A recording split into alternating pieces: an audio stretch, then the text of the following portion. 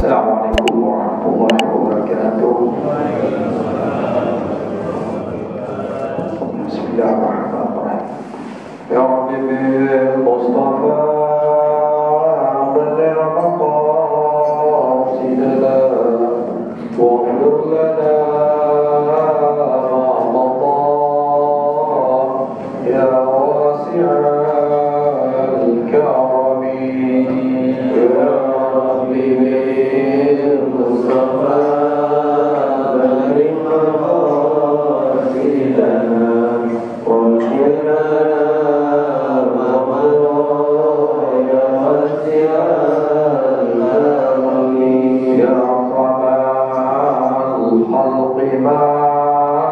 لمن ألوذ به سواك عند حضور الحادث الأمم يا المصطفى بلغ مقاصدنا واغفر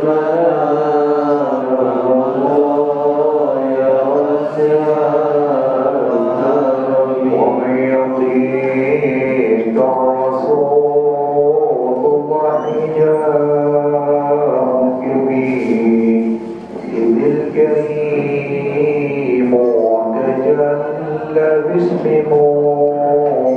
منتظم يا المصطفى بلغ مقاصدنا واغفر لنا يا واسع الكرم يا رب بالمصطفى بلغ بالمسجد النبوي والمسجد الحرام يا المصطفى بلغ مقاصدنا واغفر لنا يا واسع صل وسلم وبارك عليه وعلى آله. الفاتحة بنية الوضوء والمنوع وصالح الجسر والعشيدنا وحبيبنا وشفيعنا وقرة أعيننا محمد بن عبد الله صلى الله عليه وسلم ثم إنه الحاج من الله أحسن سيدنا محمد عليه وأولهم وفروعهم ثم إنه العلماء العالم المشايخ الأرض ومغاربها وبحسوس المعلمات الكتاب ثم إلى آبائنا وآبائكم وأمهاتنا وأمهاتكم وأجدادنا وأجدادكم وإلى روح جميع المسلمين والمسلمات والمؤمنين والمؤمنات وبالخصوص الروح الذي من تبرك بهذا المسجد أن الله يغفر لهم ويرحمهم بسرعة الفاتحة أعوذ بالله إن شاء الله بسم الله الرحمن الرحيم الحمد لله رب العالمين الرحمن الرحيم مالك يوم الدين إياك نعبد وإياك نستعين اهدنا الصراط المستقيم صراط الذين أنعمت عليهم غير المغضوب عليهم ولا الضالين آمين. بسم الله الرحمن الرحيم الحمد لله العلي الأعلى الولي الموالي الذي خلقه فأحياه وحكم الذي خلقه والموت والفناء وبعثه إلى دار الجزاء الفصل والقضاء لتجزي كل نفس بما تسعى. وقال الله عز وجل في القرآن الكريم إنه من يعطينا ربه مجرما لا يموت ولا يحيا ومن يعطينا ربه مؤمنا ومن يأتينا ربه مؤمنا وعملا صالحا أولئك درجة العلا جنات عدن تجري من تحتها الأنهار خالدين فيها ذلك جزاء من تزكى وأشهد أن لا إله إلا الله وحده لا شريك له وأشهد أن محمدا عبده ورسوله اللهم صل على سيدنا وحبيبنا وشفيعنا وقرة أعيننا محمد بن عبد الله صلى الله عليه وسلم وعلى آله وأصحابه ومن تبعهم بإحسان إلى يوم الدين أما بعد.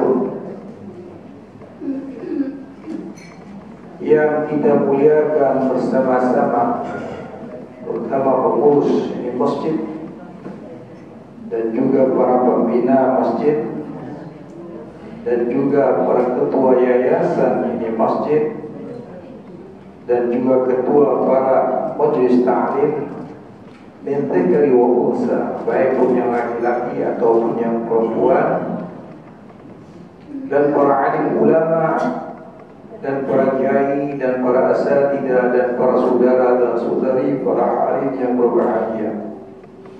Alhamdulillah, barusan selesai kita melaksanakan pengabdian kita kepada Allah Subhanahu wa taala, merendahkan diri di hadapan Allah Subhanahu wa taala, yaitu sujud bersama untuk kembali mengingatkan diri kita siapa kita yang sebenarnya dan siapa kita dan kemana bakal kita kembali. Tidak lain tidak bukan kehadiran Allah Subhanahu wa taala. Berketepatan hari ini yaitu tanggal 29, 3 hari lagi ya, 29, 30, 31, 1, berarti sudah menghadapi tahun baru. Ini tahun baru Masehi, bukan tahun baru umat Islam yang dikatakan 1 Muharram. Jadi perbedaan jauh antara 1 Muharram dengan 1 Masehi ya. Tapi kalau 1 Muharram kita dianjurkan untuk mendekatkan diri kita kepada Allah,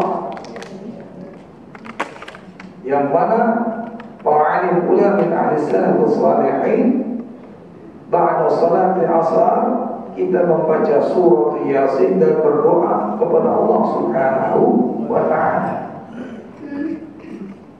Dan setelah maghribnya kita membaca Yasin dan berdoa lagi kepada Allah Subhanahu wa ta'ala, dalam kata arti mendekatkan diri kita kepada Allah. Kita adalah seorang hambanya dan bakal kembali kepada Allah Subhanahu wa ta'ala. Wa huwa yuhyi wa yumiit. Allah Ta'ala yang menghidupkan dan mematikan kita. Wajar kita bermohon kepada Allah Subhanahu wa ta'ala. Tapi 3 hari yang akan datang ini bukanlah hari ulang tahunnya, awal tahun daripada umat Nabi Muhammad sallallahu alaihi wasallam, tapi 1000 kali sayang. Kadang-kadang yang merayakan hari yang bukan haknya bagi umat Muhammad, di umat Muhammad, bagi umat Muhammad itu berlebihan daripada yang non umat Muhammad. Seminggu, kadang-kadang sebulan sebelum itu mereka sudah jor-joran untuk mengeluarkan uang membeli untuk memperayakan hari yang namanya hari tahun baru yang bukan umat Muhammad. Kadang-kadang mereka tahan berhutang demi untuk merayakan hari tersebut, walaupun bukanlah hak dan wajib bagi mereka. Ini keterlaluan. Walhal 3 malam yang akan datang ini bakal penuh dengan perbuatan dosa. Mereka berani menyediakan panggung, mereka berani dengan mengadakan acara apapun juga. Sebenarnya ini adalah bukan kewajiban kita sebagai umat Nabi besar Muhammad SAW. Kalau di zaman jahiliyah Rasulullah SAW disakiti oleh orang kafir Quraisy. Beliau salat mengabdi kepada Allah, mereka dilempari dengan kotoran-kotoran unta. Sampai kadang-kadang di badannya Rasulullah penuh dengan kotoran unta. Pulangnya Rasulullah dengan disambut seorang anak yang namanya Fatimah, dengan mencucurkan air mata membersihkan kotoran-kotoran yang terdapat di pundak orang tuanya. Itu orang kafir Quraisy untuk menyakitkan hatinya Rasulullah SAW. Tapi sayang, seribu sayang, pada zaman sekarang orang menyakiti hatinya Rasulullah bukan melempar kotor di badannya Rasulullah, bahkan melempar kotoran di hadapan muka Rasulullah SAW dengan tingkah laku perbuatan umatnya pada masa sekarang. Nah, oleh karena itu, pada pagi hari yang cerah ini, saya membawa kepada bapak dan kepada ibu, mari kita mengingat bahwa kita ini bakal kembali kepada Allah Subhanahu wa Ta'ala. Makanya saya kasih judul dengan Tazkiratil Maut wal Akhirah, untuk mengingat kepada kematian, ya, dan mengingat akan hari akhirat.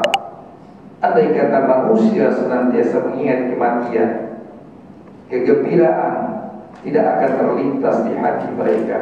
Mereka takut akan menghadapi, akan berjumpa dengan hukum-hukum yang telah ditentukan oleh Allah dan pengadilan Allah Subhanahu wa Ta'ala. Oleh karena itu, Rasulullah SAW yang mana mengatakan aksiru dzikra hadimil ladzah. Ini hadis disanadkan oleh Abi Hurairah. Kita disuruh memperbanyak untuk mengingati yang memutuskan nikmat. Di dalam hadis yang lain yang diriwayatkan oleh Anas bin Malik, Rasulullah SAW mengatakan, yang mana Anas bin Malik mengatakan juga, sami'tu Rasulullah SAW, aku mendengar baginda Rasulullah SAW, anna Rasulullah SAW yaqul akfiru min dhikrati hadimil lazzah.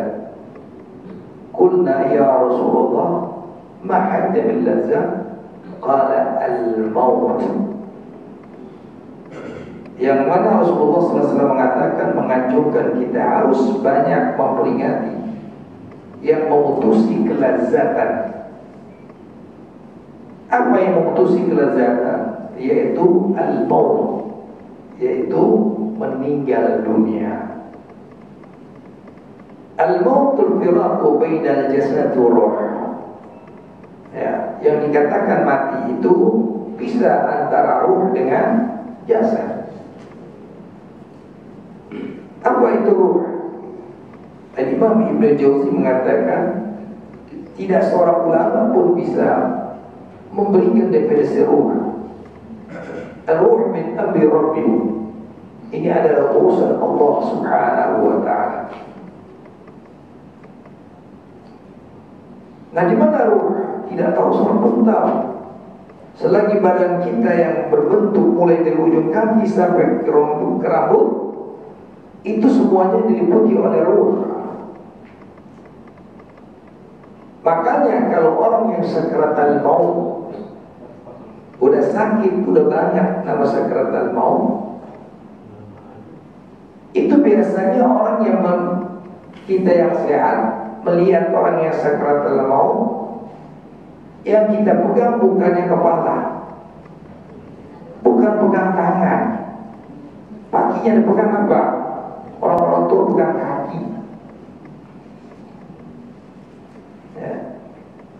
Karena ruh ini min tarafur rijli yarfa'u ila fakhidhain wa yarfa'u ila batni wa yarfa'u ila sadri wa yarfa'u ila khulqi. Karena ruh itu tatkala dicabut oleh malaikat sakratul maut, malaikatul maut, itu mereka ngambil dari ujung kaki.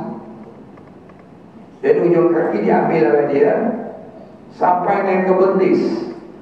Dari betis langsung ke paha. Ke paha larinya ke perut.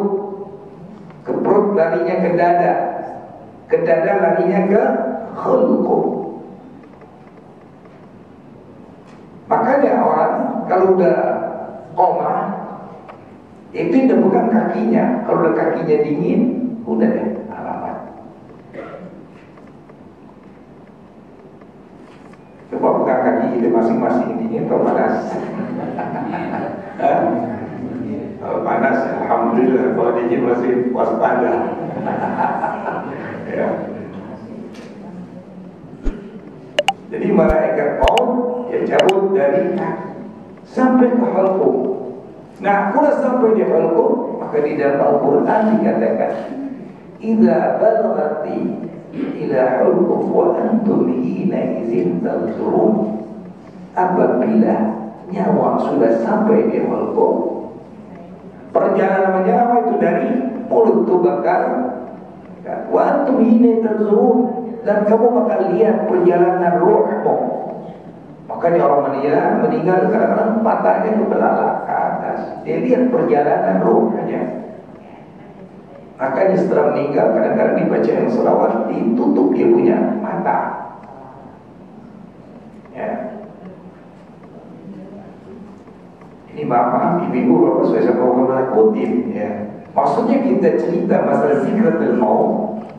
Tidak mudahnya bakal menghadapi 3 hari untuk berpoya-poya. Kita bakal kembali ke hadirat Allah Subhanahu. Jangan kita berbuat maksiat untuk menjaga bentengi diri kita untuk berbuat maksiat. Orang yang ingat kepada mati, udah otomatis mereka tidak akan untuk berbuat maksiat, untuk berpoya-poya, senantiasa mengingat kepada Allah Subhanahu wa Ta'ala. Nah, proses perjalanan tatkala kita meninggal, roh kita dinaikkan ke atas. Itu ada hadisnya juga. Godaan setan tetap. Karena godaan setan ini mulai dari kita lahir sampai kita meninggal, tetap dia akan menggoda kita. Maka sering saya sebutkan, inna syaitan ibni Adam madratan. Setan itu yang ada di tubuh manusia itu seperti peredaran darah. Mereka tidak senang melihat umat Muhammad ini memasuki surganya Allah Subhanahu wa Ta'ala. Kalau ikut sama-sama dia, maka kita lihat kadang-kadang orang ya menghasut bagaimana cara mengadakan judi, ya, mengajak berbuat maksiat. Itu kurang lebih ambil mempunyai sifat siapa. Mereka tidak senang kita menikmati akan nikmatnya hubungan kita sama Allah. Mereka pengen sama-sama mereka di dalam bercimpung dengan dosa. Jadi tatkala kita meninggal, itu syaitan tetap hadir. Ya. Hina qarabatil mautul mu'min ja'al isnaini min syayatin. Apabila manusia sudah dekat mau meninggal menghadapkan sakaratul maut, itu syaitan sudah datang. 2 syaitan. Wahid yajisu ala jihad yamin, wa wahid yajisu ala jihad yasar. Satu yang duduk sebelah kanan, satu duduk sebelah kiri. Adapun duduk yang sebelah kanan yusabbihu kadang-kadang menyerupai ibu kita. Dan dia berkata, ya ibni, anta waladi, qad hamalta fi batni 90 ashhur wa atina sayyidi ilayk. Ibunya berkata, yang merupakan siapa, yang merupakan ibu, wahai anakku, engkau adalah anakku, engkau aku kandung dalam perut ibuku 9 bulan, engkau aku susui sehingga kau sampai besar. Min ala dinin nasrani ahsan al-aqim.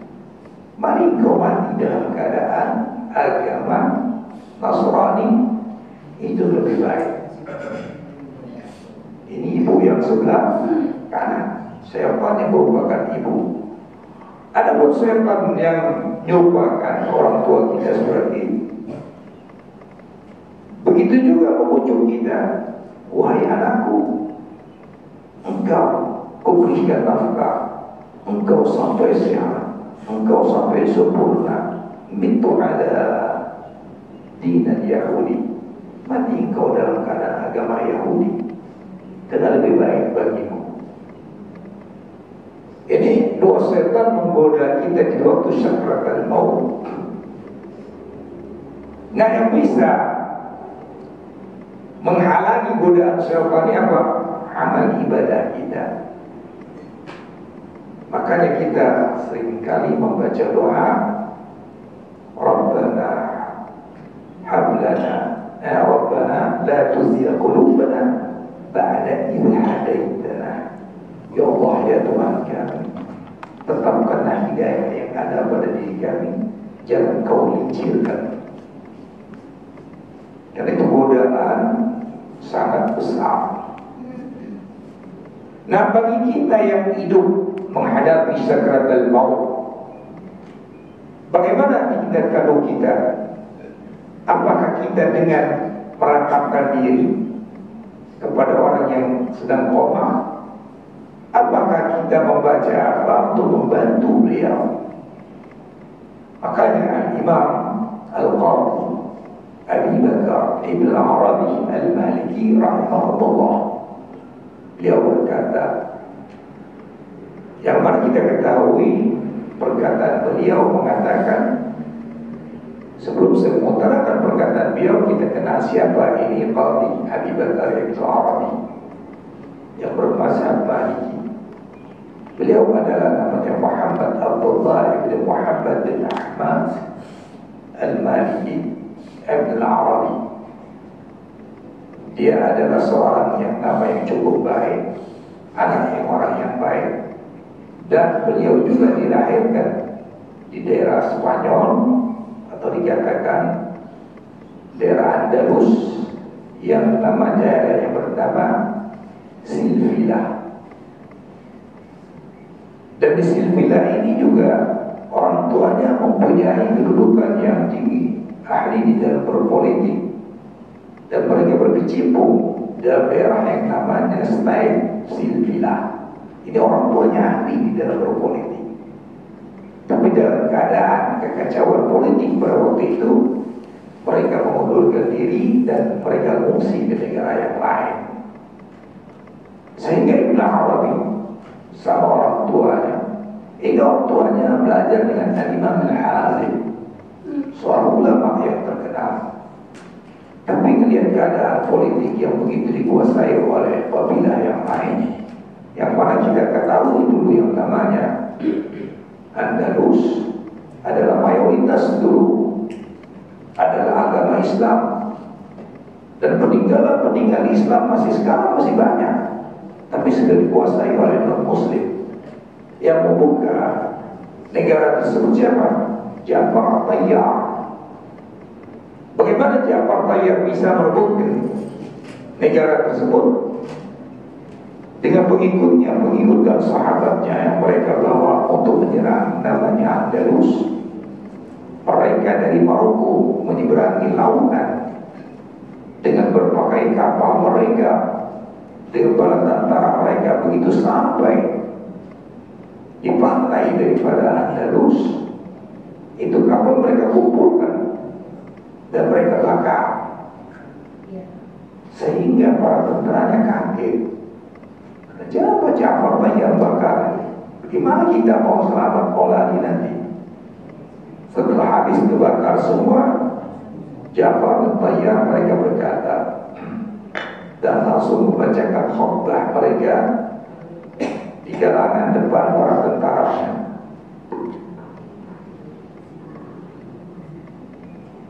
Apa dia bilang? Wahai sahabatku, wahai para prajuritku, kalau kita menyerang Andalus, kita mati, berarti kita mati syahid. Kalau kita lari, ya, takut dengan serangan Andalus, kita lari, di belakang kita sungai, lautan, kita bakal mati. Berarti mati kita mati konyol. Anda perlu pilih mati syahid atau mati konyol. Sudah belum tentu. Jiwa mereka adalah jiwa mujahidin, tetap ingin mati syahid. Karena sudah terbenar di otak mereka yang orang mati syahid. Memang di hadapan manusia secara zahir mereka mati, tapi di sisi Allah Ta'ala mereka hidup. Yang mana kita ketahui berapa banyak para sahabat di waktu peperangan Uhud, yang kurang lebih dari 70 para sahabat dan kebanyakan hafazul Quran, mereka meninggal dunia di waktu peperangan Uhud, sehingga disebutkan di dalam kitab Al-Bukhari, di dalam makna hadis mengatakan ruhnya para syuhada Allah Ta'ala berikan tempat di dalam surga. Laksanakan seperti buruk mereka menikmati nikmat yang ada di surga, sehingga ruh berkata dan mengadu kepada Allah, ya Allah, tolong kasih tahu kepada saudara kami yang ada di dunia bahwa kami ini hidup menikmati apa yang kau janjikan. Akhirnya Rasulullah menyampaikan kepada baginda Rasulullah SAW dengan ayat yang mengatakan wala tahsabanna alladziina qutilu fi sabilillah bal ahya'un yurzaqun. Janganlah kamu sangka, ya Muhammad, kasih tahu kepada umatmu, janganlah mereka sangka bahwa orang yang mati syahid itu mati. Tidak, mereka hidup dan mereka kami rezeki di dalam surga Allah Subhanahu wa Ta'ala. Maksudnya dengan ayat ini memberikan semangat supaya mereka jangan padam di dalam untuk melaksanakan jihad fi sabilillah. Nah, sehingganya pengikut dari para Ja'far Tayyar mereka menyerang Andalus sehingga Andalus bisa dikuasai oleh umat Islam. Dulu mayoritas semua yang gereja yang ada merupakan seperti masjid di Andalus, sepanjang semuanya adalah dulunya masjid. Tapi oleh kekalangan umat Islam dengan terlenahnya akhirnya bisa disebutkan sekarang non-muslim. Dan kita berdoa kepada Allah Subhanahu wa Ta'ala agar negara kembali kepada negara Islam. Nah, maka sebagian bahkan sejarah kadang-kadang mereka mempunyai pikiran Indonesia mayoritas muslim, betul kan? Tapi kalau orang Indonesia, orang luar panggil Indonesia ini seperti orang Arab, Indonesia seperti kayak Andalusia. Kapan-kapan Indonesia kalau kita kurang waspada dengan agama kita, bakal terjadi ini negara seperti Andalus, tinggal nama saja. Kenapa saya katakan? Dan kita lihat keadaan zaman sekarang, umat Islam sudah menjauhkan perekonomian. Sekarang ekonomi terpegang oleh siapa? Bukan daripada kaum muslimin, mayoritas kaum muslimin. Karena kita terlena dengan mengikutkan hawa nafsu kita, apalagi dengan adanya hari ulang tahun masa ini. Kadang-kadang kita lupa tidak apa kewajiban kita Bukan kewajiban kita ikuti lebih daripada mereka. Wa na'udzubillah min dzalik. Nah, kita kembali kepada Imam Ibn Arabi. Abu Bakar Ibn Arabi, akhirnya mereka keluar dari negara tersebut. Mereka merantau masuki daerah Mesir. Sampai Mesir mereka memasuki Yerusalem. Di Yerusalem mereka kurang lebih hampir 3 tahun. Setelah dari Yerusalem mereka melaksanakan rehlah mereka, berjalan mereka menuju ke Damaskus. Sampai mereka sampai ke Basrah, ke Irak. Akhirnya mereka kembali ke Maroko, yaitu meninggal di daerah Fas. Ini Ibn Arabi. Jadi kita sudah tahu riwayat biografi daripada Ibn Arabi. Beliau berkata, "Qad hadarat al-maut ahadin." Atau idza jaa al-hadrat al-maut ahadin, apabila seseorang telah menghadapi sakaratul maut, ya, atau dikatakan koma orang sekarang, faqra'u 'indahu Yasin, maka kita disuruh untuk membaca surah Yasin. Karena kita ketahui Yasin adalah qalbul Quran, ya, jantungnya Al-Quran. Problem apapun juga, biar urusan dunia atau akhirat, mendapat suatu kesulitan, ikra suratul Yasin, insyaallah Allah yuhallilu bi hadhihi al-masyaikil. Insyaallah Allah Ta'ala bereskan problem Anda dengan niat keyakinan yang Anda baca di dalam suratul Yasin. Jadi Ibnu Arabi mengatakan, ikra indahu suratul Yasin, baca di sisi mereka suratul Yasin. Faqad balitu ghasyiyatun alayya wa aqidatu fi bawnin. Tatkala itu kata Ibnu Arabi, saya sakit, yang mana sakit saya ini menimbulkan setengah pingsan, bahkan mengatakan sebagian daripada kan sudah koma, ya. Jadi udah sakratan maut. Ibnu Arabi sakit. Para itu aku lihat kaum karalan sin batar. Aku lihat ada satu kumpulan di waktu aku sakit, di dalam aku sakit itu dan merasakannya, ada sekumpulan makhluk yang pada makhluk ini sangat serem dan dahsyat. Tu'addi dari ini, mereka ingin menyakiti aku. Yang mana binatang yang merupakan makhluk yang begini dahsyat, seperti air hujan menyeram sangat banyak, dia ingin menyakitkanku, kata Ibnu Arabi. Para itu sahsun jamilan, di tengah begitu banyak yang mau menyakitkan aku, datang seorang laki-laki yang begitu besar, ganteng besar, sahsun jamilan, seseorang yang cakep. Apa kerjanya? Dafahu ma'ani ala ta'ala. Mereka membela aku supaya binatang yang jahat ini jangan mengganggu aku, kata Ibnu Arabi. Akhirnya Ibnu Arabi dalam keadaan kaget, siapa ini orang? Ditanya Ibnu Arabi, man anta? Siapa kau bisa membela aku daripada makhluk-makhluk yang jahat tadi?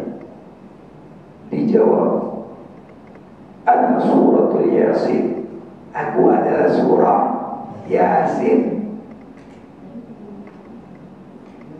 Tafaqatu, akhirnya aku sadar, wa inda ra'si abi wa huwa yabki wa yaqra'u surah Yasin qad hattamuha. Begitu dia sadar, dan dia di kepalanya bapaknya sedang menangis membaca surat Yasin sampai selesai. Jadi kesimpulan, tatkala Ibnu Arabi istiqomah begitu sakit yang sangat dahsyat, datang syaitan mungkin menggoda dia. Yang bisa menghalangi syaitan ini apa? Berkat dari orang tuanya membaca surah Yasin di atas kepalanya. Jadi makanya nggak salah lagi kalau kita lihat saudara kita siapapun yang sakitnya sudah sangat namanya sakaratul maut, harus mereka dibacakan suratul Yasin. Nah, dalam hadis yang saya sebutkan tadi bahwa siapa yang mengganggunya, bisa setan ini lari daripada makhluk yang ia ganggu tadi yang sedang koma apabila kita bacain Yasin. Nah, sebagian hadis mengatakan begitu dibacakan Yasin, baca al-malaikati wa yabirruhu haula syayatin. Begitu dibaca Yasin, kadang-kadang malaikat turun menghampiri orang yang koma sehingga syaitan lari.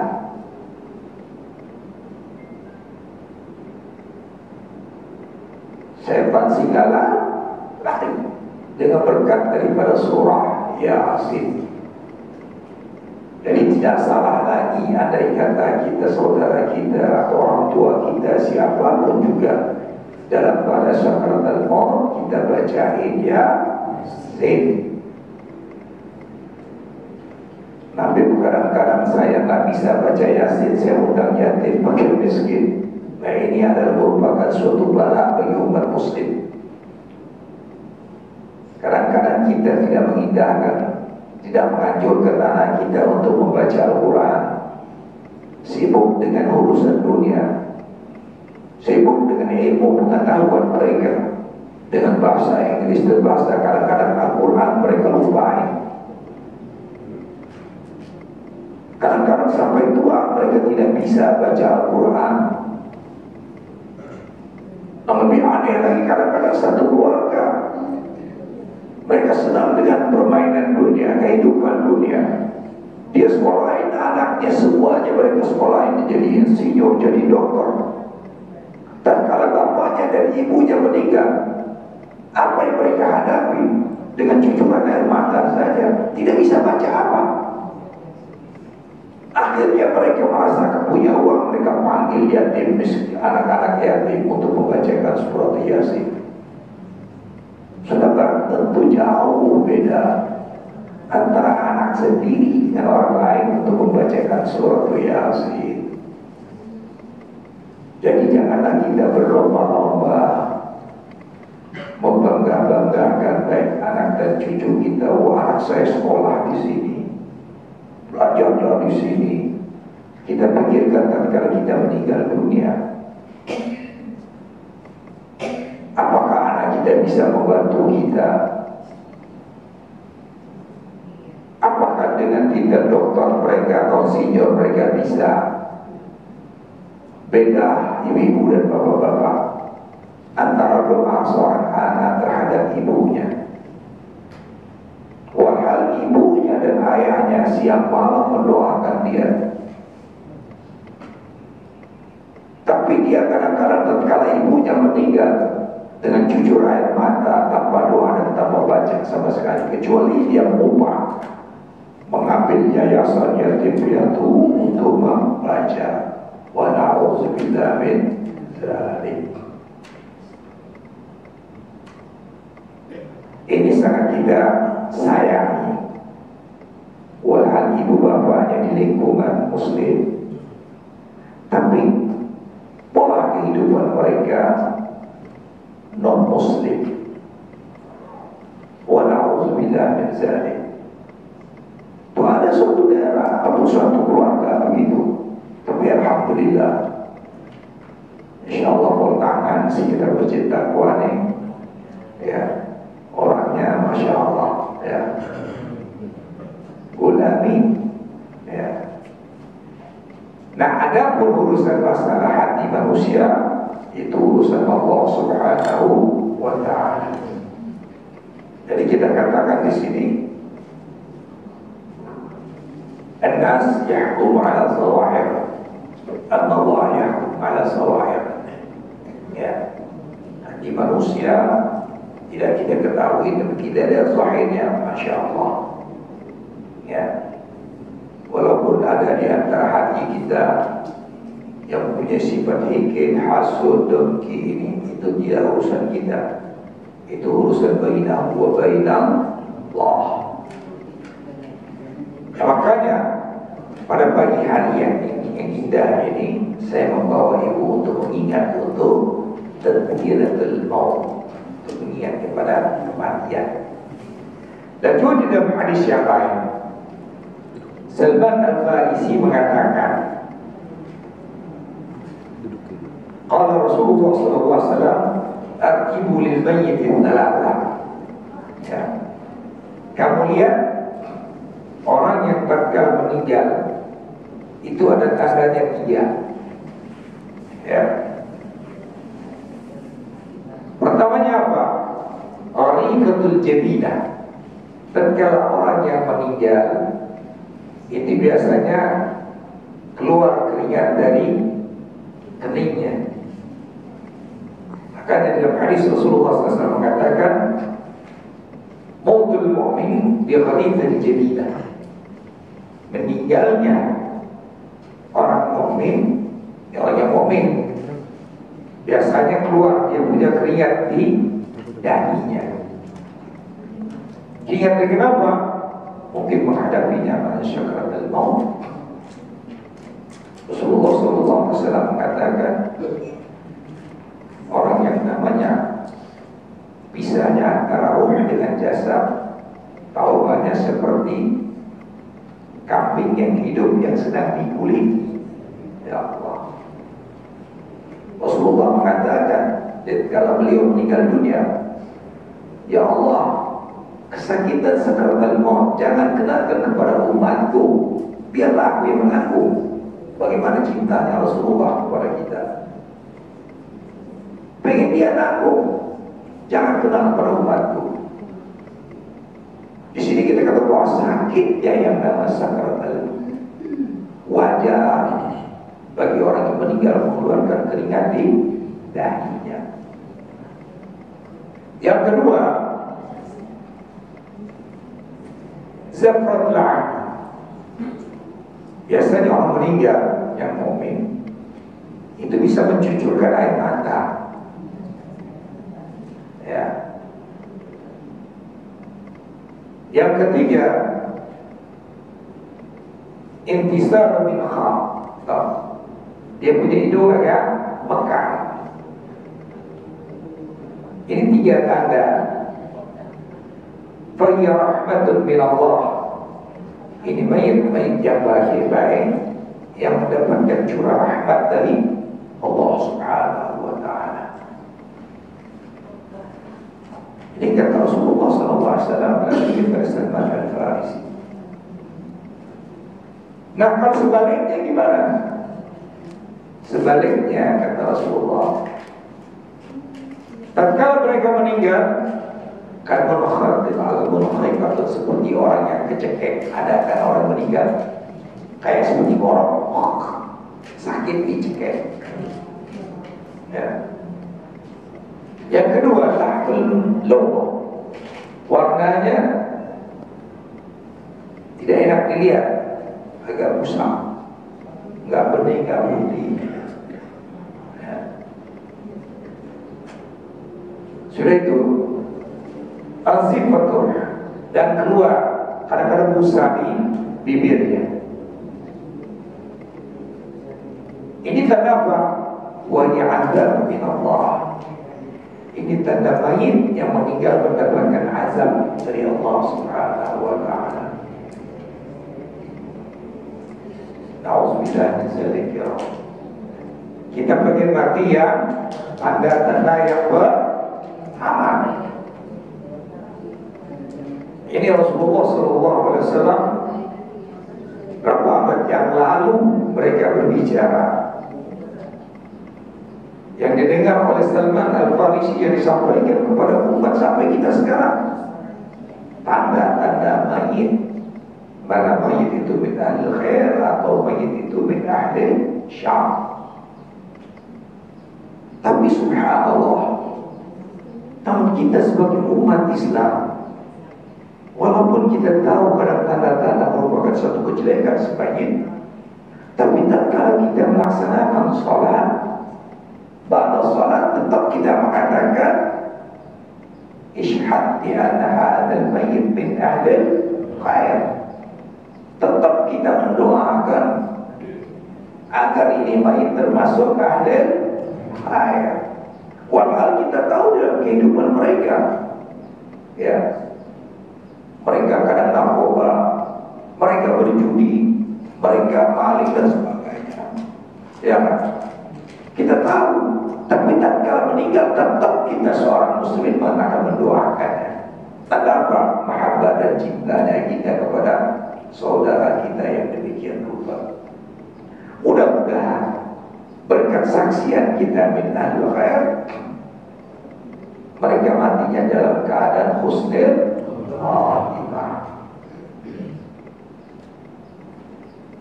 Ini baru untuk mengingat daripada kematian. Belum lagi kalau kita ingin tahu bagaimana kejadian kita setelah mati, yang dikatakan alam barzakh. Ya, karena manusia ini selama hidupnya kewajiban kita untuk mengabdi kepada Allah. Ma khalaqal jinna wal insa illa liya'budun. Allah Ta'ala ciptakan manusia ini untuk mengabdi kepada Allah Subhanahu wa Ta'ala. Nah, waktu kita mati belum tahu, karena di dalam hadis Rasulullah SAW yang mengatakan yattabi'u lil mayyit thalatha.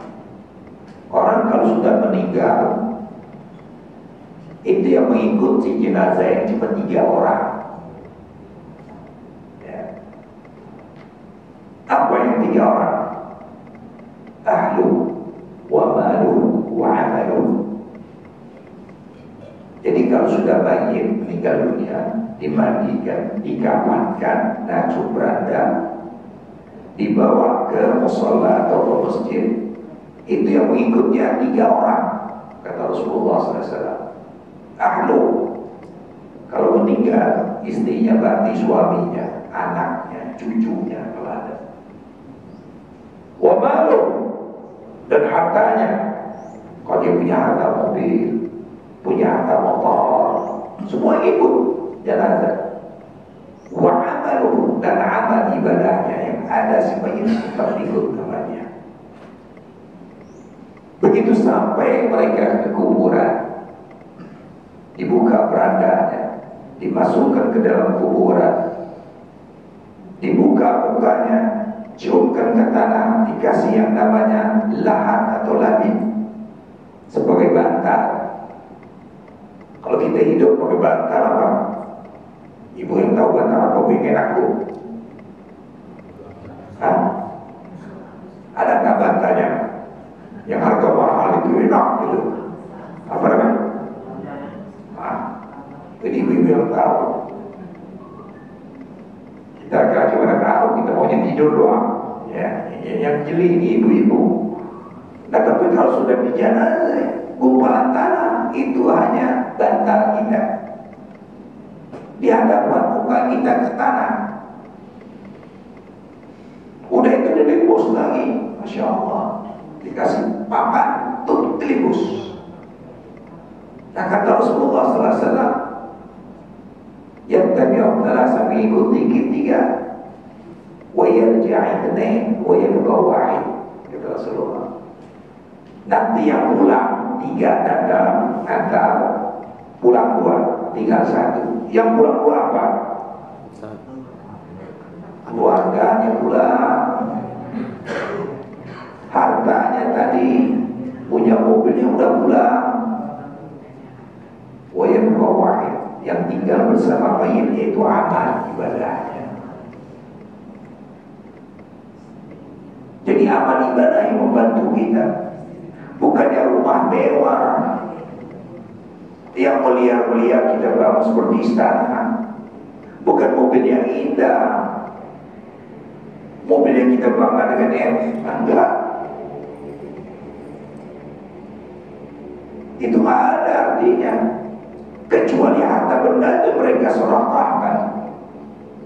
Tapi menentukan waktu itu adalah amal ibadahnya. Dengan tahajud kita, dengan puasa kita, dengan sholat kita, dengan bermacam amal ibadah kita, itu yang membantu kita di alam barzah, di alam kuburan. Tapi saya bantu kita juga bisa. Jika sesuai hadis Rasulullah SAW mengatakan, "Idza mata ibnu Adam inqata 'amaluhu illa thalatha, shadaqatun jariyah, wa 'ilmun yantafa'u bihi, wa waladun salih." Kecuali sedekah kita itu bisa bantu kita. Karena orang yang sedekah di dalam kuburan itu mereka sudah merasa nanti balasan dari Allah.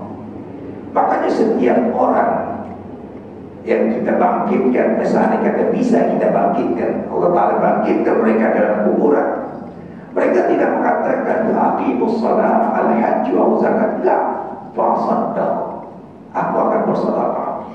Karena di dalam kuburan mereka sudah merasa nikmatnya, pahalanya yang namanya sedekah. Tidak mereka mengatakan, aku kalau bangun nanti tentu hidup lagi aku sholat, aku haji, aku puasa, enggak. Bahkan dikatakan di dalam Al-Quran, fasaddaqu, lebih baik aku bersedekah. Ini amal ibadah yang menentukan. Yang kedua, bagi anak yang soleh atau yang ilmu yang manfaat. Jadi kalau kita ngajarkan ilmu yang baik, itu kita akan dapat amal jariah. Tapi sebaliknya kalau kita mengamali mungkin ilmu cara maling, cara judi, ya dapat juga siksaannya. Ya. Yang ketiga, anak yang soleh. Ini yang bisa membantu kita di kuburan. Makanya jangan lupa anak kita beri ajaran, walaupun sesibuk apapun dengan ilmu dunia, demi akhirat tetap kita akan beri mereka dengan ilmu-ilmu yang dikatakan syariat Islamiyah. Yang ketiga, waladun soleh, anak yang soleh yang mendoakan, yad'una ilaihi, yang mendoakan kedua orang tuanya. Di sini kita ketahui di dalam hadis Rasulullah SAW yang dia diriwayatkan oleh Anas bin Malik, dia mengatakan, "Ma min minal mayyit kabail tabus." Kita ketahuilah bahwasanya mayit yang ada di dalam kuburan itu seperti orang keadaan tenggelam. Gimana orang tenggelam minta pertolongan? Gimana orang bawa beberapa pasir yang begitu panas minta orang mau minum? Begitulah manusia yang ada di dalam kuburan. Mereka mengharapkan apa? Yang tahu min doa imma min abihi aw waladihi aw asdiqaihi. Dia senantiasa menunggu doa. Ada yang kata bapaknya meninggal, bapaknya menunggu doa dari sang istrinya, menunggu doa daripada anaknya, menunggu doa daripada saudaranya, menunggu doa daripada teman-temannya. Begitu juga anak meninggal, menunggu doa daripada bapaknya, dari saudaranya, dari teman sama juga. Begitu juga ibu yang meninggal. Fa'idha lahiqu minha, dan apabila dia menerima doa baik dari bapaknya atau dari anaknya atau dari temannya, ahabbu ilaihi minad dunya wa ma fiha, itu lebih baik daripada dunia dan seisinya. Anda kasih dunia dan sisinya kepada ibu dan bapak Anda atau saudara Anda, itu nggak ada artinya kecuali doa, ya, atau pengampunan terhadap dia, itu lebih berharga bagi dia. Dan kalau mereka udah ada di dalam kuburan, maka dikata Rasulullah SAW, Abdul Hidayah al-ahya al-amwal ad-du'a wal istighfar. Sebaik-baik hadiah bagi orang yang hidup untuk orang yang meninggal, orang yang mati, yaitu doa dan istighfar. Istighfar kita dan doa kita yang dibutuhkan oleh si bayi. Itulah gunanya kita untuk mengajarkan anak kita kepada ajaran-ajaran agama Islam, ya. Memang dulu, ini bukan masa sekarang aja, zamannya saya dulu, saya punya saudara banyak, itu hampir 9 saudara. 9 saudara ini nggak ada yang belajar agama sama sekali. Ada sekolah doktorat, ada insinyur, ada bermacam-macam perekonomian. Tapi alhamdulillah saya disuruh tua saya masuk agama pesantren. Walau dia juga melihat saudara itu sekolah umum, kita dimasuki pesantren, betul nggak? Tapi kita sama manfaatan kepada orang tua. Bahkan ada di antara keluarga saya mengatakan, kenapa kalian untuk masuk pesantren? Kenapa masuk sekolah agama? Mau pengen jadi apa? Mau jadi ustaz? Mau pengen jadi nanti hidupmu ngajar aja makan kabur? Ataupun juga hidupmu nanti setiap orang datang, ini tolong bacain doa dapat duit. Itu ada kata begitu. Akhirnya mengata ini sampai meninggal mereka nggak ada apa-apa. Kita yang belajar agama, alhamdulillah kehidupan cukup baik. Setiap saat, setiap waktu kita bisa menjalani baginda Rasulullah dan melaksanakan ibadah umroh. Yang saudara-saudara kita yang lain kadang-kadang mau berangkat umroh aja susah. Kita berkatakan alhamdulillah tiap bulan, 2 bulan sekali dapat kita ziarah. Maka setiap awal pengajian saya senantiasa mengatakan, Ya Rabbi bil Mustafa balligh ziyaratana ila al-Madinah wa Masjidil Haram. Ini yang kita doakan. Karena manusia ini kalau mobil, ya, itu butuh cas itu akinya, betul kan? Kalau dicas akinya tambah semangat. Nah, pengecasan jiwa kita ini, kecuali kita berangkat ya Baitullah al-Haram, ya, beda merasakan nikmatnya bagaimana. Jadi nggak salahnya, ya, jangan ibu-ibu dan bapak berkecil hati dan merasa terhina kalau ngajarin anaknya untuk masuk dengan ajaran agama atau memasuki pesantren. Usahakan, ya. Memang kalau zaman dulu, ya Bu, kita zaman dulu siangnya kita bisa belajar dari pagi sampai jam 12, jam 1. Itu bisa belajar umum. Nantinya setelah asar kita ngaji di madrasah. Ini zaman sekarang lain. Mulai anak-anak kesian, ya, jam 6 pagi itu udah bangun dia. Sholat subuh jam 6 pagi udah bangun. Tuh di sekolah pulangnya sampai apa? Jam 4. Kadang-kadang jam 5. Kadang-kadang sampai malam. Tidak ada lagi bagi kita untuk memberikan bijak anak kita kepada ajaran-ajaran agama. Maka beda dengan kelahiran tahun 60-an dulu, 70-an dengan tahun sekarang anak ini. Demi akidah itu udah beda sekali. Keyakinan dibandingkan orang dulu dengan kita sekarang ini udah beda sekali. Sekarang cepat goncang. Kegoncang ini kalau tidak didasari dengan keimanan dan akidah yang kuat, kadang-kadang benar larinya kemana? Narkoba. Wa na'udzubillah min dzalik. Ini yang tidak kita inginkan.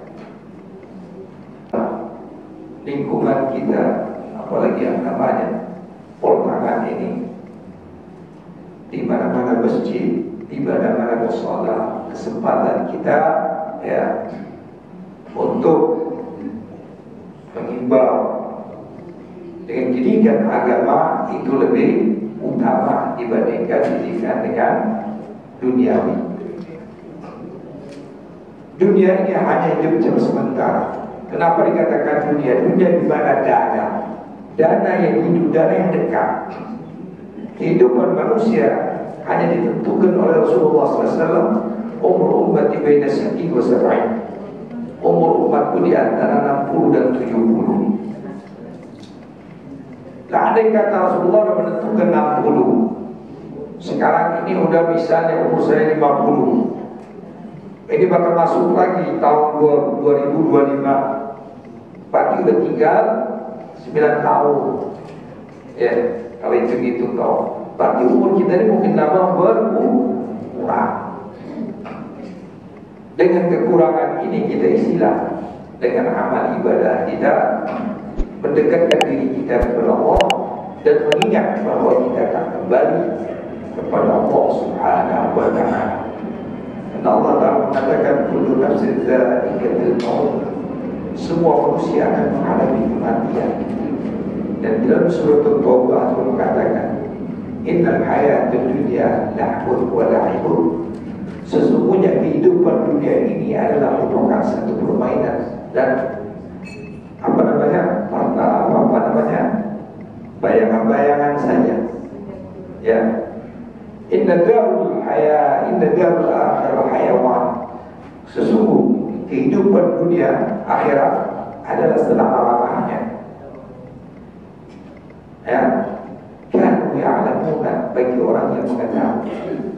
Andai kata kehidupan kita ini adalah merupakan kehidupan yang terbatas, dengan keterbatasan ini kita isilah untuk mengingatkan kita kepada Allah, baik kita mengadakan zikrullah, baik kita melakukan amal ibadah kita untuk menghadapi yang yaumil akhirat, hari yang tiada ada akhirnya. Karena yaumil akhirat adalah hari yang kita nanti-nantikan. Karena sahabat Rasulullah SAW, mereka tidak menginginkan kehidupan dunia. Sayyidina Ali mengatakan, talaqtu dunia salasa, aku pisahkan dunia ini seperti orang suami istri, seperti talak 3. Orang kalau sudah talak 3 kembali lagi nggak bisa kembali lagi kecuali suami dikawin dengan orang lain. Apakah dia mau lagi? Nggak mau, betul nggak? Ditalak lagi nggak mau. Bekas orang ya, itu kata Sayyidina Ali, talaqtu dunia salasa, aku bisa dunia ini udah 3 katanya. Kun min awladil akhirah, jadikanlah dirimu seperti anak akhirat. Wala takuna min abdid dunia, jangan kau jadikan kau sebagai hambanya dunia. Dan diterusi lagi, al-yawm, kata Sayyidina Ali, yaumul amal wala jaza. Ini kita hidup sekarang ini adalah hari untuk kita beribadah, bukan hari pembalasan. Wa bukra laisa yaumul amal walakin yaumul jaza. Nanti kalau sudah di akhirat nggak ada guna lagi amal ibadah kecuali pembalasan. Itu kata Sayyidina Ali. Makanya kita kenal dengan Sayyidina Ali, seorang Madinatul Ilm. Ada Madinatul Ilm wa Ali wa Ruha. Kata Rasulullah, aku adalah gudangnya ilmu, tapi Ali adalah pintunya.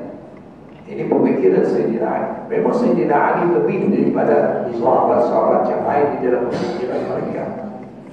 Mereka mempunyai kelebihan. Setiap orang sahabat mempunyai kelebihan.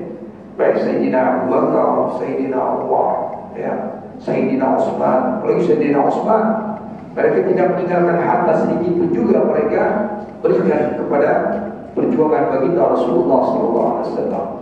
Begitu juga kalau dilihat bagaimana istrinya Rasulullah SAW, Siti Khadijah. harta benda apapun juga mereka serahkan buat sang suami demi untuk li'a'la kalimatillah. Makanya Rasulullah SAW sangat cinta kepada Khadijah. Setiap saat dia menyebutkan ucapan bibirnya kepada Khadijah, sampai Siti Aisyah mengatakan, apa kata si Aisyah?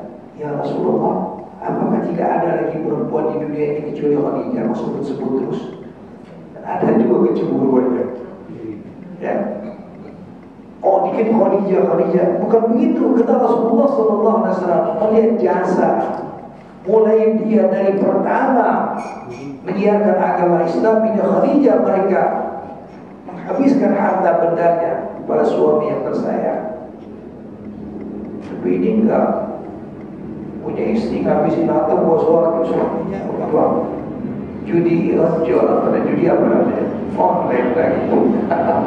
Ada juga. Jadi ibu-ibu, bapak-bapak, ya, ada sesuai istri berbuatnya seperti Khadijah wa biha wa ni'mat. Ya, itu kata Rasulullah SAW. Makanya kecintaan seorang suami itu tergantung kebaikan daripada seorang istri. Makanya istri itu saling tenggang rasa. Ya, ini zaman sekarang ini, masya Allah. Istri kadang-kadang, ya, istri kadang-kadang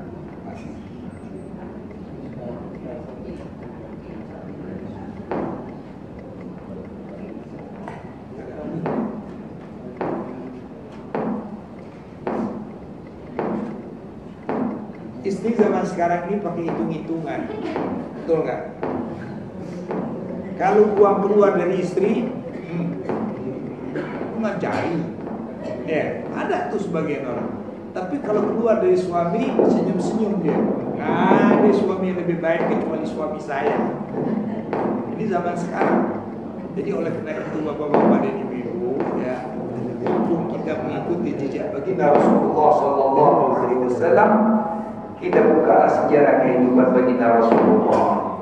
Makanya saya bilang dulu, dia mengatakan, ya ibni, wahai anakku, qabla an tanam an taqra'u sirat Rasulullah atau sahabat Rasulullah atau min awliya Allah, sebelum Anda tidur, buka baca sejarah baginda Rasulullah, bagaimana Rasulullah berkeluarga, bagaimana akhlaknya Rasulullah. Kalau tidak buka sejarah catatan para sahabat atau para ahli ulama, ya, itu yang lebih baik katanya, terutama waktu kita mau tidur. Jadi jangan kita tidur kadang-kadang menghitungi, si aku utang sama saya sekian, karena ada tuh, oh, besok saya bakal dapat tagihan sekian, udah tinggalkan dia, baca. Karena kalau kita tua ini, kalau sudah tua-tuaku, kalau orang tua ajar anak muda ajar kita masa tersinggung, betul kan? Jadi kita harus sadar diri, kita baca, ya, melibatkan banyak buku terjemahan para sirah, ya, baik sirah apapun juga, sirah Ibnu Aisyah ataupun di dalam para sahabat juga, hayat sahabat, semua sudah diterima, sudah banyak, tinggal kemauan kita membaca. Tapi kadang-kadang ibu ini, ya maaf, kadang-kadang terjadi kepada diri saya sendiri. Saya sering juga baca namanya Tazkiratul Akhir wal Maut, nih, untuk mengingat kita membaca kematian datang hari akhirat. Kadang-kadang saya baca sama istri saya. Kalau istri saya bilang, "Karena baca buku yang baik," katanya, takut dia bilang, ya, ada ibu. Dia mau baca apa? Oh, jika menghasilkan uang, besok kita dapat ini, wali senyum dia. Peluk kita, ya kan? Tapi kalau kita mau, nah, ada cerita lain lagi dia bang. Masya Allah. Nah, inilah semuanya mengikutkan hawa nafsu. Ya, marilah kita berdoa kepada Allah Subhanahu wa taala agar Allah taala layyina qalbana, lembutkan hati kita, dekatkan diri kita kepada Allah Subhanahu wa taala. Bermohonlah kepada Allah dan bermunajatlah kepada Allah dan mintalah kita kepada Allah. Jangan minta kepada siapapun juga. Minta kepada teman, kalau dapat, ya alhamdulillah. Kalau tak dapat, ketemu besok, bukannya tak enak dia. Tapi kalau kita munajat kepada Allah, walaupun Allah tidak beri, akan tetapi kita tidak merasa malu. Kita minta terus, selagi kita bisa untuk meminta dan mengajar kepada Allah. Wa bi'awal ni'mat, itu yang paling baik. Nah, ini yang bisa saya sampaikan. Sekarang bertepatan jam 6, hanya cukup 1 jam. Kalau berlebihan, kata orang, kalau makan berkebanyakan bisa jadi biar aja sedikit tapi bisa bermanfaat.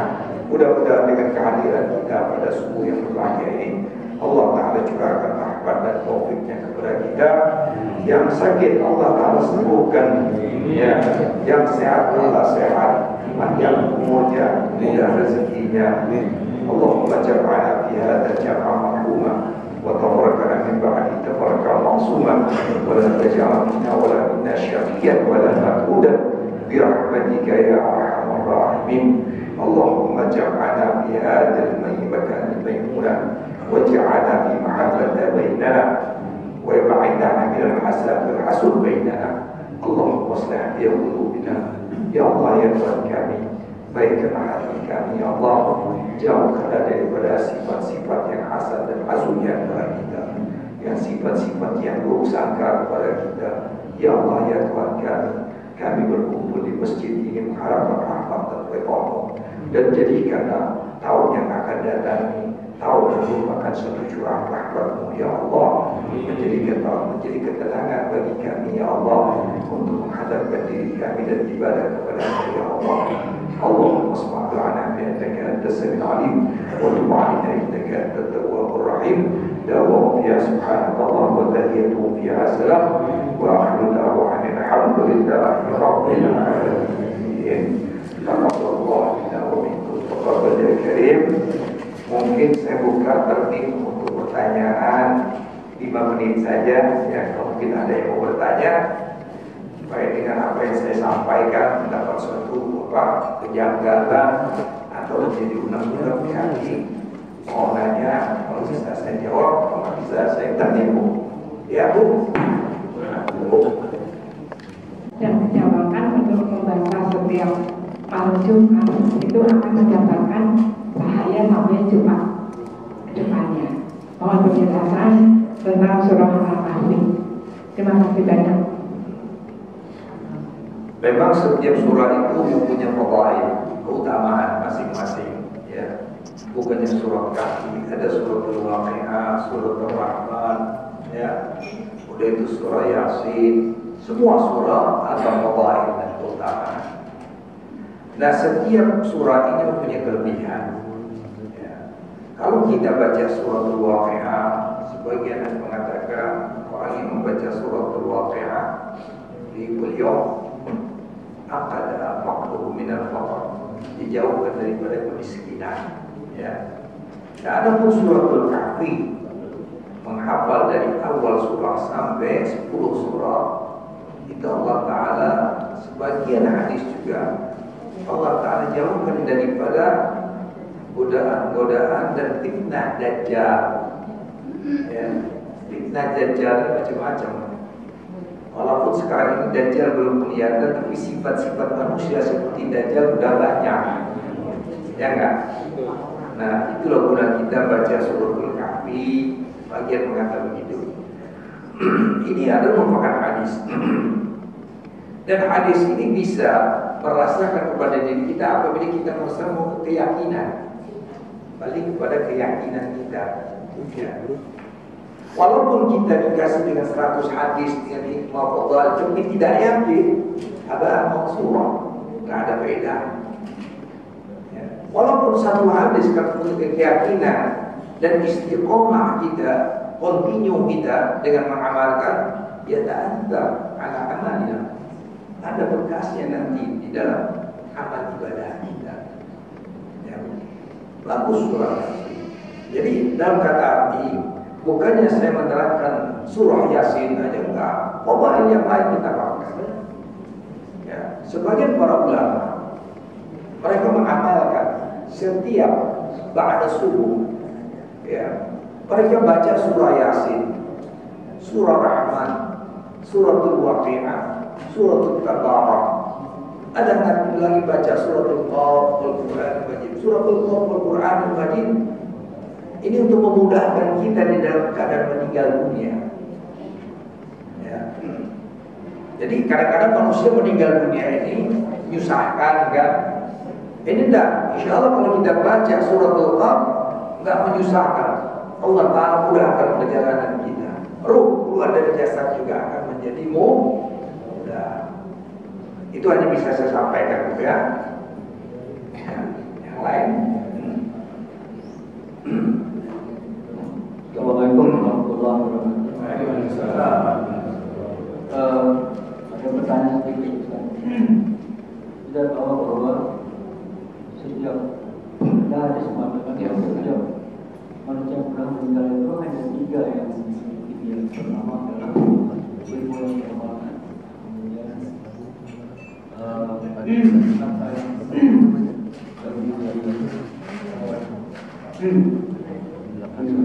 Allah, kemudian doa dan anak soleh.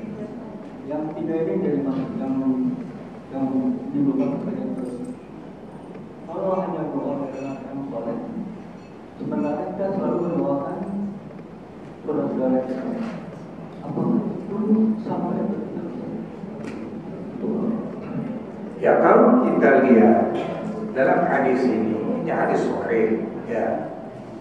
Biasanya hadis sahih itu mempunyai derajat dan martabat yang tinggi. Ya. Kita tetap mendoakan. Ya. Adapun masalah sampai kepada mayit dan sang mayit untuk membuktikan secara logika, secara kasat mata itu nggak bisa kita buktikan. Kecuali kalau kita mati dulu baru merasakan, betul kan? Nah, tapi sekarang contoh, berapa banyak antara anak sama ibu, anak berkata, "Bu, doain saya supaya Allah Ta'ala mudahkan rezeki saya." Ya, terasa kepada anak saya mudah. Kadang-kadang terasa sama anaknya dengan berdoa ibunya, rezekinya bertambah. Ya kan?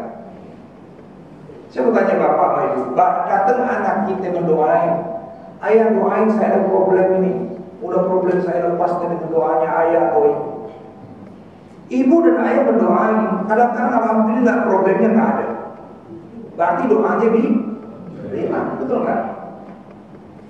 Ini secara hidup yang kasat mata kita lihat, ini secara logika aja. Tapi kalau yang meninggal, ya, apakah kita membuktikan? Nanti kalau kita udah mati baru bisa. Oh, sekarang saya nggak bisa jawab. Yang kita lihat secara zahir bisa merasakan. Tapi kalau waktu dia memang betul gimana Ustaz buktikan, masa nggak bisa membuktikan. Itu tergantung kepada keyakinan kita.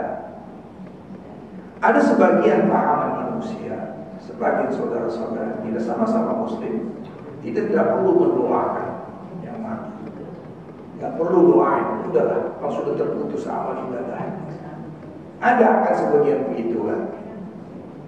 Nah, kita ambil secara zahirnya, setiap waktu hidup aja kita bisa doa sama ibu kita bisa, problem kita diselesaikan, hidup. Nah, ada mati nanti kita punya keyakinan juga kalau hidup bisa, insya Allah mati juga akan bisa. Itu ya, bisa saya jawab ya. Kalau kurang berkenan lagi tanya kurang jaya yang lain lagi. Baik ya. Ya, ada pertanyaan lagi? Lagi Ustaz. Ya. Assalamualaikum warahmatullahi wabarakatuh. Waalaikumsalam. Yang ingin saya tanyakan, Ustaz, seandainya ada seorang anak yang setelah dewasa dia menikah dengan non muslim, dia berpindah agama, apakah kedua orang tuanya itu ikut berdosa dengan kepindahan anaknya menjadi non muslim? Assalamualaikum warahmatullahi wabarakatuh. Waalaikumsalam. Nah, ini sangat banyak kejadian zaman sekarang ini. Kadang-kadang seorang anak tidak mengindahkan nasihatnya orang tua. Mereka mengikutkan hawa nafsu dengan nafsu kata cinta. Ya, kadang-kadang pembicara orang tua tidak mereka pakai. Jadi kita suatu sebagai kewajiban seorang ibu dan bapak, ya, selagi mereka umur belum balik masih tanggung jawab. Ya, setelah balik bertanggung jawab dia sama Tuhan sudah diri dia sendiri, tapi kita tanggung jawabnya untuk menasihati, untuk memberitahu. Lah anda jika diberitahu, dinasehati, tidak menerima juga, berarti sudah tanggung jawab seorang tua sudah lepas di hadapan Allah Subhanahu wa taala. Ya. Sudah termasuk lana a'maluna wa lakum a'malukum. Tapi kita berusaha untuk memberikan nasihat, memberikan suatu penjelasan. Nah, biasanya anak-anak begini mereka kawin yang bukan seagama mereka, itu mereka mengikuti hawa nafsu. Ingat, kita lihat perjalanan mereka, satu masa dia akan tersandung, dia akan kembali kepada ibu dan bapak dan benar menyesalakan. Tapi ini pikiran mereka nggak sampai ke situ karena ditutup oleh syaitan. Ya. Makanya anak kalau kita suruh sering ngaji, baca Quran, ya, insya Allah dia akan dengar nasihat-nasihat orang tua kita. Ya. Ibu, jadi ibu istilahnya udah berkali-kali menasihati, sudah memberikan ini, masih nggak juga udah, berarti udah lepas tanggung jawab. Ya. Walaupun di hadapan Allah juga di akhiratnya Allah saya udah ngasih. Walaupun dia mengatakan misalnya, ya Allah, aku ini dan nasihat ibu bisa menjadikan hujah, saya udah bernasihat. Semua apa yang tercatat perbuatan kita itu ada catatannya, bukan ada videonya. Rakib dan atid senantiasa memvideo dengan tingkah perbuatan kita. Makanya kita sering kalau berdoa, Allah mastur aib, ya Allah tutupkan keaiban saya nanti. Khususnya video mahsar, video mahsar. Nanti kita bakal dilihat sama Allah di hadapan pengadilan Allah, ya. Semua tingkah laku kita, dia mau orang kejibat orang, semuanya kelihatan di hadapan Allah. Tidak bisa siapapun juga mengelak dengan hukumnya Allah Subhanahu wa taala. Yang disamakan dengan hukumnya manusia. Manusia bisa yang salah bisa jadi benar, yang benar bisa jadi salah. Tapi kalau di hadapan Allah tidak ada yang demikian. Ini yang bisa saya sampaikan, Bu, ya. Ustaz. Ya. Terkait dengan kesaksian, ishadu min ahlil ghaib. Ya. Maksud saya, bagaimana jika kita tahu kualitas keimanan atau amal seseorang dan kita juga takut kalau nanti diminta bertanggung jawab sama Allah. Ya. Jadi kita katakan misalnya orang ini buruk gitu, kita nggak mau mengatakan khair. Ya. Itu gimana? Ini doa. Doa bukan suatu pernyataan, permohonan. Ya. Lain dengan kenyataan. Kalau kenyataan, oh saya bersumpah ini orang baik tapi orang jahat, jauh besar. Kalau doa, permohonan Allah.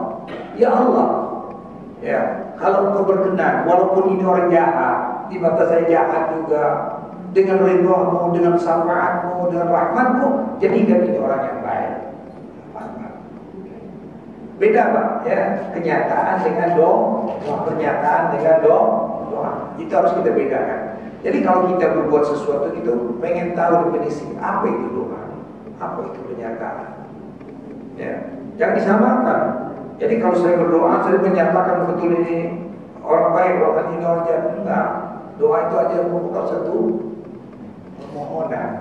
Kalau dimohonkan Allah, alhamdulillah. Ya. Kalau enggak, itu hafiznya Allah. Sama kita masuk surga neraka itu hafiznya Allah. Illa min rahmatir Rabbi, kecuali rahmatnya Allah. Kita mendoakan supaya Allah Ta'ala berikan dia rahmat jadi orang yang baik. Ya. Itu juga kita nggak tahu juga di waktu dia mau meninggal, apakah tahu kita? Mungkin di waktu dia meninggal menyebutkan kalimat la ilaha illallah husnul khatimah. Banyak kejadian.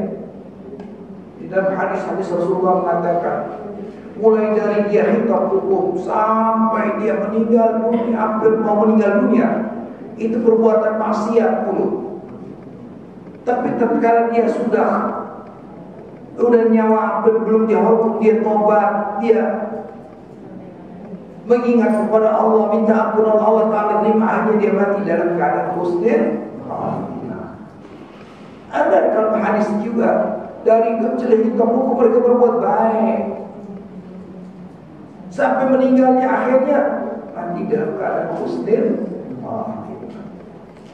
Makanya doa kan disebut Rabbana la tuzigh qulubana ba'da idh hadaytana wa hab lana min ladunka rahmah innaka antal wahhab. Hanya ini bisa saya sampaikan saya.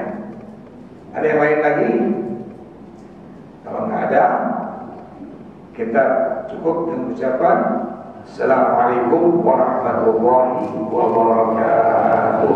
Kita baca Ya Rabbana tarafna bi annana tarafna wa annana aqarna ala laqa'ina fatub alaina tawba tawsil li kulli hawba washtur lana al-awrati wa amini ar-ra'ati waghfir li walidina rabbi wa mawludina wal ahli wal ihwani wa sa'iril khilani wa kulli dhi mahabba aw jiratin aw suhba wal muslimina ajma amina rabbi asma qadam wal mujadanna wa